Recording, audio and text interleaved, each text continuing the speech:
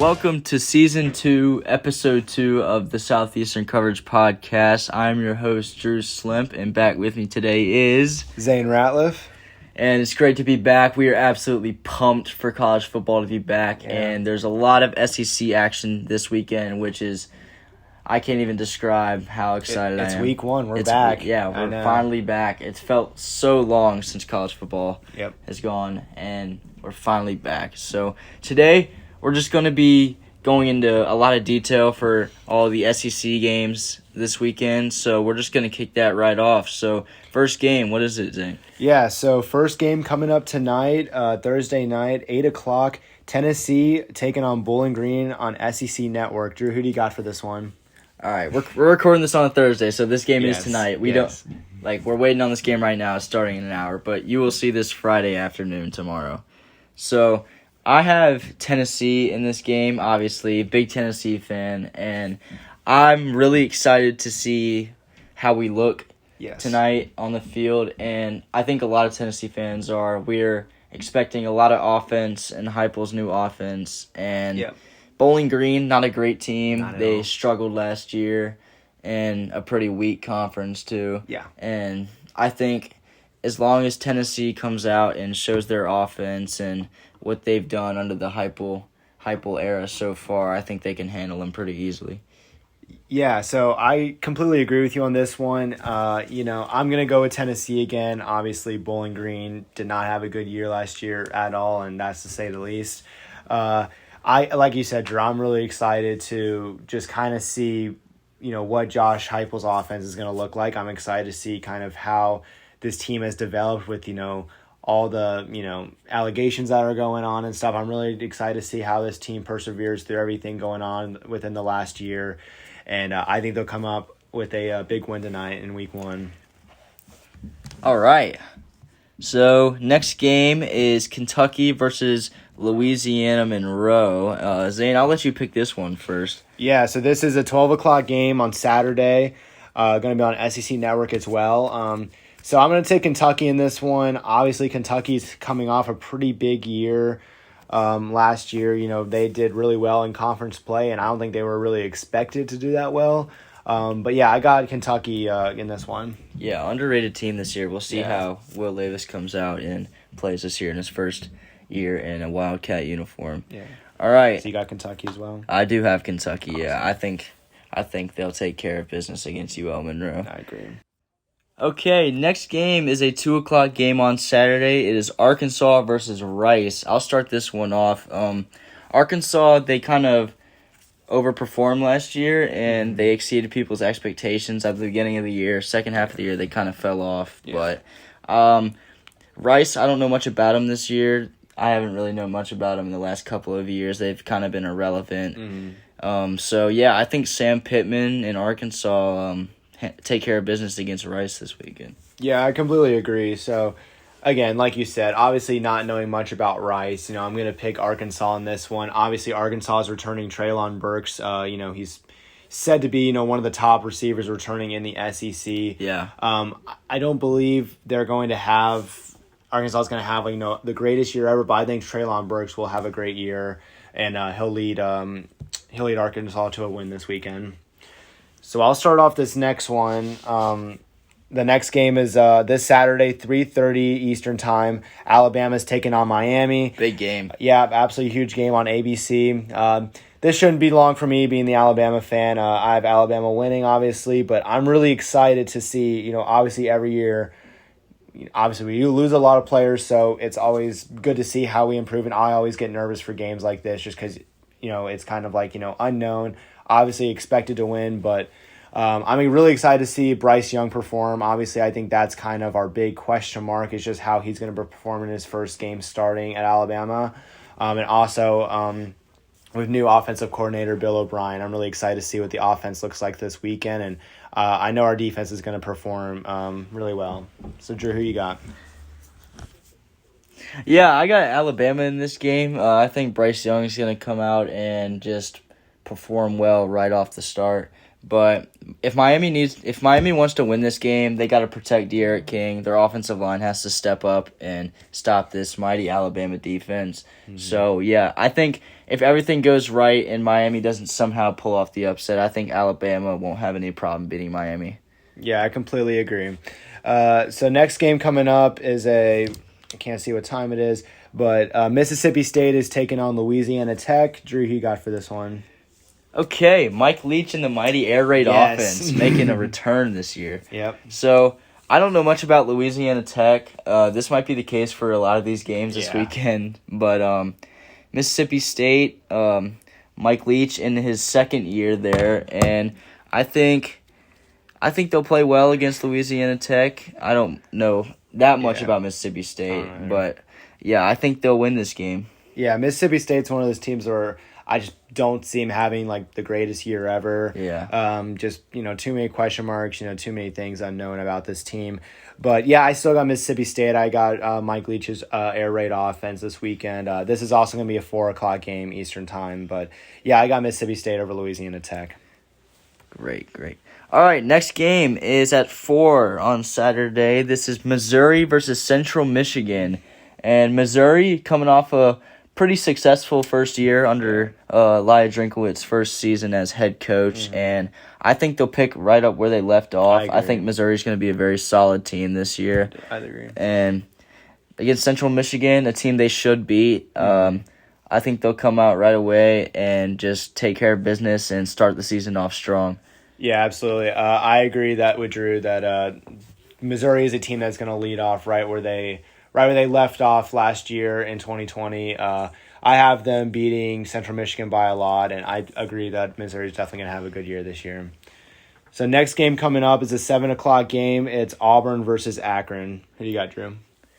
So this is a year where Bo Nix really needs to step up and lead Auburn to win some games this year.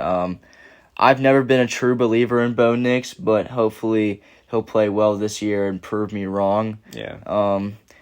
Not a big contest this weekend, obviously, against Akron. Akron's been known for having really bad seasons the past couple of years, and one of the worst FBS teams in the country. Yeah. So I think Auburn will easily win this game, and let's see if Bo Nix can have a great year this year.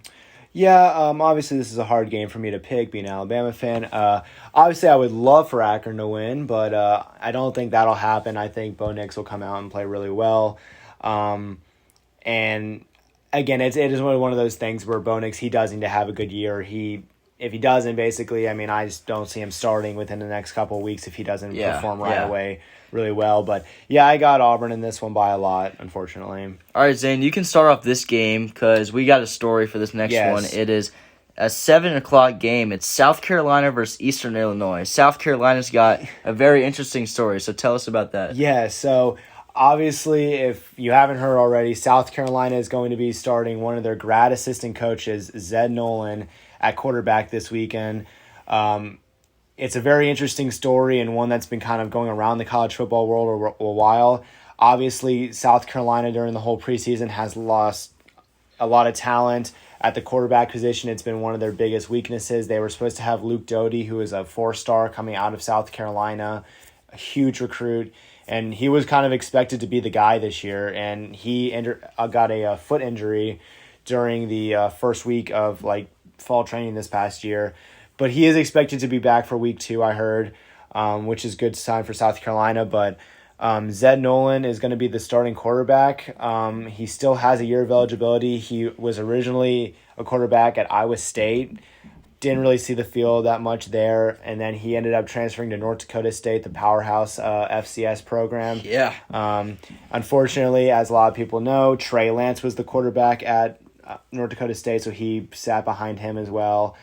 So he ended up just graduating from there and now is at South Carolina, and he'll be the starting quarterback this weekend. And he's truly not really played a starting quarter or been a starter in a college football game in his career. But I think just because it's Shane Beamer's first game as head coach and stuff, I'm really excited to see what he offers and what he brings. I think he feels that's the most experienced guy. But I mean, they don't have many options. Exactly, they don't. And again, I'm gonna go with South Carolina just because I don't know. I know nothing about Eastern Illinois, so any other team I'd probably go against South Carolina, but I have South Carolina winning this one.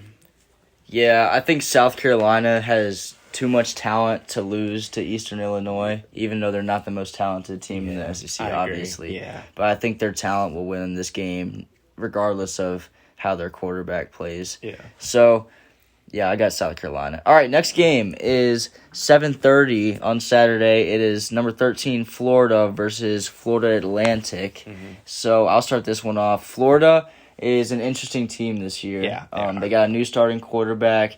And listen to this. Steve Spurrier said that Florida will upset Alabama this year. Yeah, I don't know what he's talking about. That's I don't know. I don't know about that. We'll see. But I think Florida will be a solid team. They're obviously losing a lot of pieces like Kadarius Toney, Kyle Pitts, and Kyle Trask. But I think they have enough talent to beat FAU, and they'll start the season off strong with a win. Yeah, I agree. I think, Florida has a pretty easy schedule the next 2 weeks. I think they'll go through Florida Atlantic pretty easily, obviously. I think the real test is when they play us, Alabama, in 2 weeks. I think that's when people really see what this Florida team is really about. But, yeah, I have Florida in this one big time. So next game is an 8 o'clock game. That is Texas A&M versus Kent State. Who you got, Drew? First, I got Texas A&M. Yeah. This is going to be a blowout. It is. I'm really excited to see Haynes King play in his start in his first game at Texas A&M. Obviously playing behind Kellen Mond last year. He was an absolute stud at a high school, and I'm really excited to see how he plays in his first start this year. So, yeah, I got Texas A&M big. Yeah, I got Texas A&M as well. I think they're going to be the most talented team, second most talented team in the SEC West this year, and I think they're really going to give teams like Alabama a really good shot this year for sure. Yeah, also returning Nia Smith and Spiller. They're loaded this year for sure. They're going to be a scary team. They are. All right, next game. This might be an interesting one. I was just thinking that. So we got 8 p.m. on Saturday. It is Vanderbilt versus East Tennessee State University. So who you got in this one? I'm going to be completely honest with you. I'm going to go for the upset, and I'm going for East Tennessee State this weekend. My goodness. I don't know why. It's just because I think Vanderbilt's just not very good, and I don't think it's going to get any better this year. I could be completely wrong, but I like upsets, and I'm just going to go with East Tennessee State this weekend, knowing nothing about them. I've watched 1, maybe 2 games of East Tennessee State in my life, and it was a long time ago. So I'm going to take the upset here. So you're saying there's a chance? I am saying there's a chance. All right, I'm just gonna go with. I won't be surprised if Vanderbilt wins. I expect them to win. Yeah. But I think there could be an upset. There's a chance.